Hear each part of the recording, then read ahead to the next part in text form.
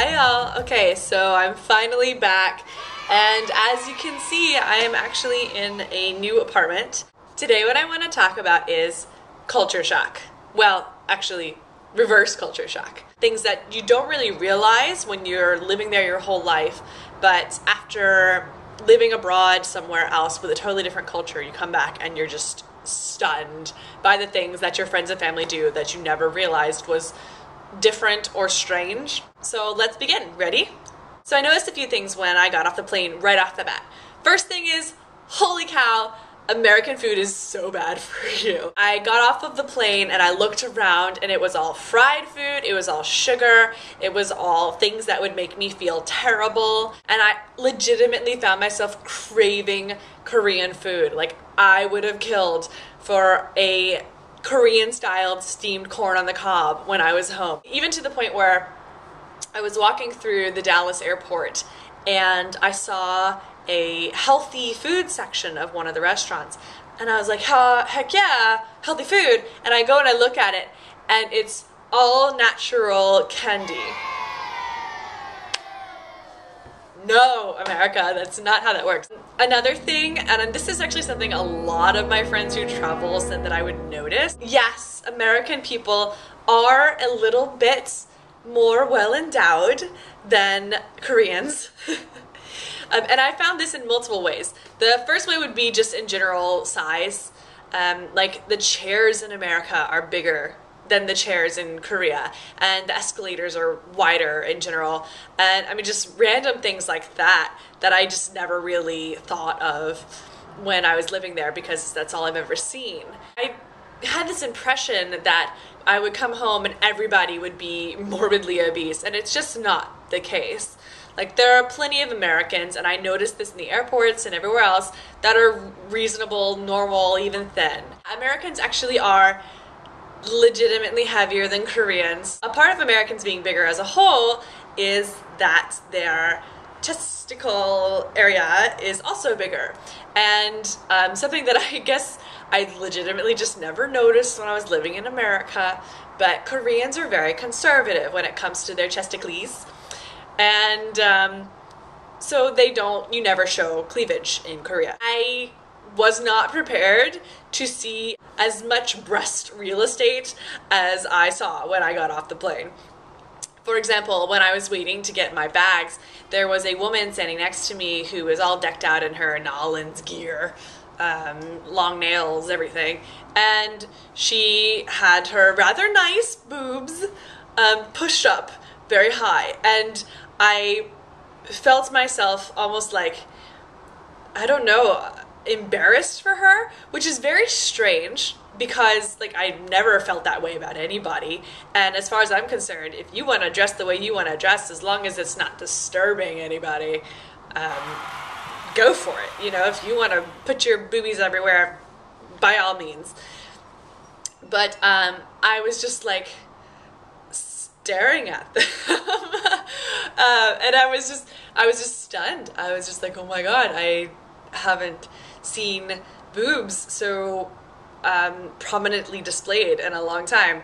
So it was kind of definitely shocking for me at first to get used to seeing cleavage in that proportion, in that quantity again. Okay, so after I go and experience my little, like, intimate moment with this woman who probably has no idea why I was staring at her testicles so intently, I apologize, ma'am.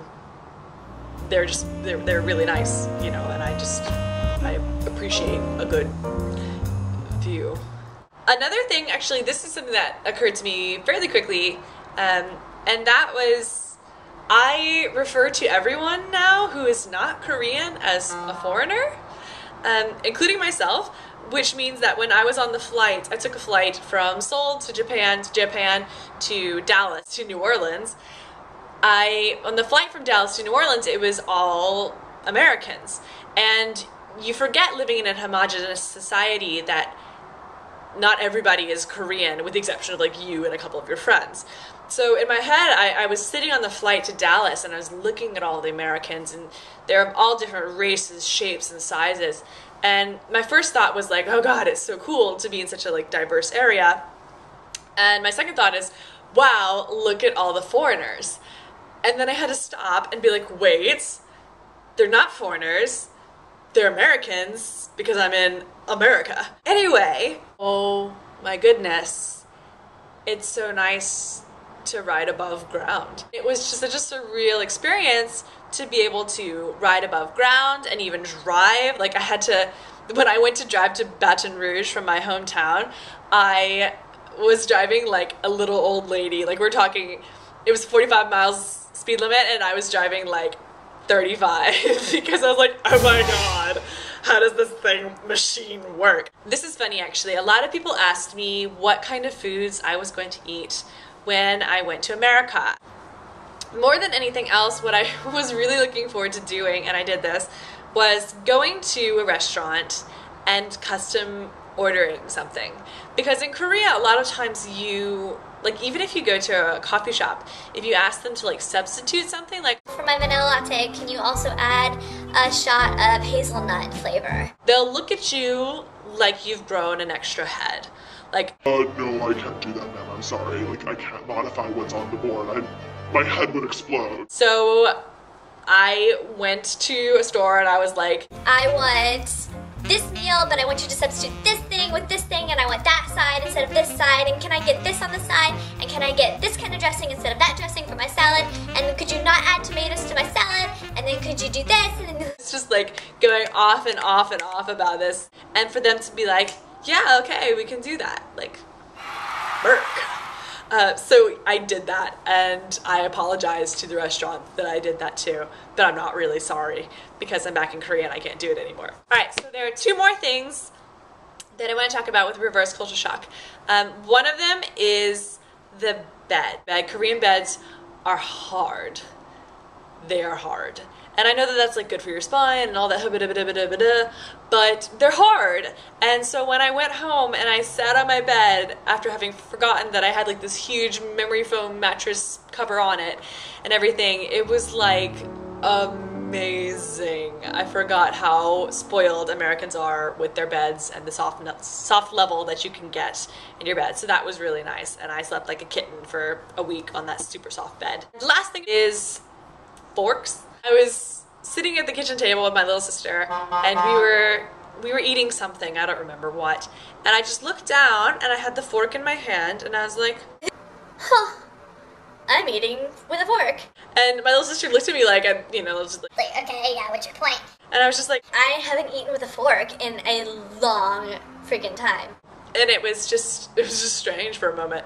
So I guess that's all really I have to say about reverse culture shock. So thanks so much for watching. I love your faces, and I will see you guys next week. Bye.